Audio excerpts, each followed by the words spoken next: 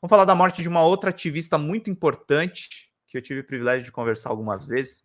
Ela era fissurada em redes sociais e eu tive um contato muito próximo, fiz algumas matérias. Ela desafiou o ministro Gilmar Mendes e foi muito corajosa em vida, que é a Havana Lopes, a primeira ativista a denunciar o médico Roger Abdelmassif por estupro. Ela morreu em São Paulo. A informação foi confirmada por Maria do Carmo Santos, presidente do Vítimas Unidas, criado por Vana, com um grupo de mulheres abusadas sexualmente por Roger Abdelmassif.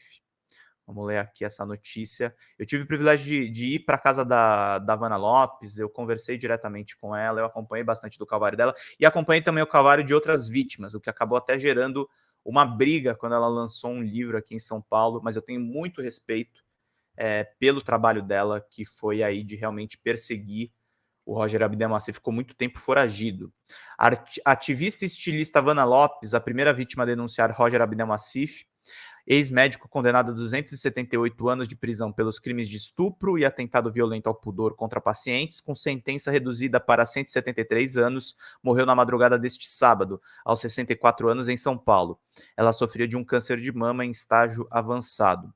A informação foi confirmada por Maria do Carmo Santos, presidente do grupo Vítimas Unidas, criado por Vana, com um grupo de mulheres abusadas por Abdelmassif. Segundo Maria do Carmo, Vana teve um câncer de mama há cerca de 4 anos. Por mais que a gente soubesse, ela foi uma guerreira nessa última luta dela, trabalhou até o final, mas foi dada a hora. Eu acompanhei alguns posts nas redes sociais, a Vana também estava muito solitária, precisando muito da ajuda de amigos, e felizmente o pessoal das redes sociais se mobilizou e deu carinho para ela inclusive cuidar da bisneta, cuidar de todos os parentes. Foi muito legal isso. Ela deixa um legado a partir da denúncia dela contra Roger, que a palavra da mulher ganhou importância porque não havia provas concretas, mas havia um conjunto de mulheres que contavam a mesma história, afirmou. Ela reuniu um conjunto de pessoas ao redor dela que vão continuar a sua luta. Ela lutou até o seu último minuto. Ela deixa um legado e um monte de filhos ativistas. A luta pelas mulheres vítimas fica um pouco menor, mas vamos seguir.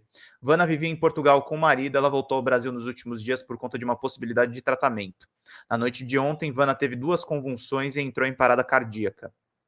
Ela deixa uma filha, uma neta e uma bisneta. Os detalhes sobre o velório e o enterro não foram divulgados. Vana foi a primeira vítima a denunciar Roger Abdelmassif. Ela fazia tratamento de fertilização in vitro na tentativa de engravidar quando foi violentada pelo ex-médico em 93. Na época, a vítima foi até a delegacia denunciar Abdelmassif. Ela foi encaminhada para fazer exame de corpo de delito e depois foi até o Conselho Regional de Medicina. Abdelmassif foi indiciado em junho de 2009 por estupro e atentado violento ao pudor contra 39 pacientes. Ele chegou a ficar preso de 17 de agosto a 24 de dezembro de 2009, mas recebeu do Supremo Tribunal Federal o direito de responder o processo em liberdade. O habeas corpus foi revogado pela Justiça em janeiro de 2011, quando o ex-médico tentou renovar seu passaporte, o que sugeriria a possibilidade dele que ele tentaria sair do Brasil. Como a prisão foi decretada e ele deixou de se apresentar, passou a ser procurado pela polícia. Em 2011, Vana criou a página Vítimas Unidas, que coletava informações sobre novas vítimas de Roger e o possível paradeiro dele. Em agosto de 2014, Abdelmassif foi preso em Assunção, capital do Paraguai. Eu conversei com ela nessa época, tá, gente? Ela fez moções de repúdio ao Gilmar Mendes e eu acompanhei bastante esse caso, que justamente é muito importante. No dia da prisão, Vana e outras vítimas esperaram pela chegada do ex-médico no aeroporto de Congonhas para mostrar que elas têm rosto. Em 2015, Vana teve sua história escrita pelos jornalistas Cláudio Tognoli e Malu Magalhães no livro Bem-vindo ao Inferno, a história de Vana Lopes, a vítima que caçou o médico estuprador Roger Abdelmassif. É com grande pesar que o Grupo Vítimas Unidas lamenta a morte de sua fundadora e ativista Havana Lopes, que nos deixou na madrugada desse sábado, dia 28 de janeiro. Ela, que tanto fez por centenas de vítimas de crimes hediondos no Brasil, descobriu um câncer de mama há 4 anos e enfrentava bravamente essa doença terrível. Em toda a sua trajetória, Vana lutou para punir o seu abusador.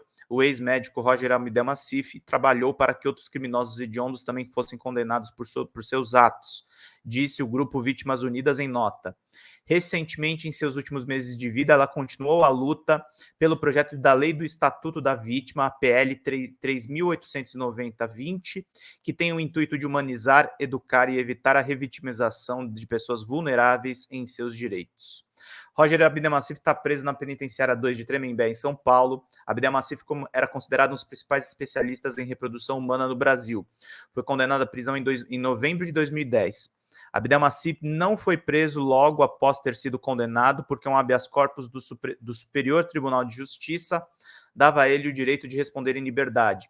O habeas corpus foi revogado pela Justiça em janeiro de 2011, quando o ex-médico tentou renovar o seu passaporte, o que sugeria a possibilidade que ele tentaria sair do Brasil. Como a prisão foi decretada e ele deixou de se apresentar, passou a ser procurado pela polícia até ser preso em 2014 no Paraguai.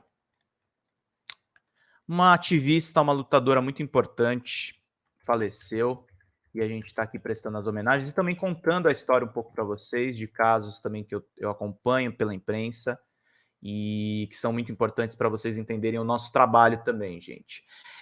Eu critiquei a Havana em uma ocasião que ela recebeu apoio, por exemplo, do ex-juiz Sérgio Moro, escrevi um texto criticando ela, não atacando ela propriamente, mas criticando por essa ligação com a Lava Jato.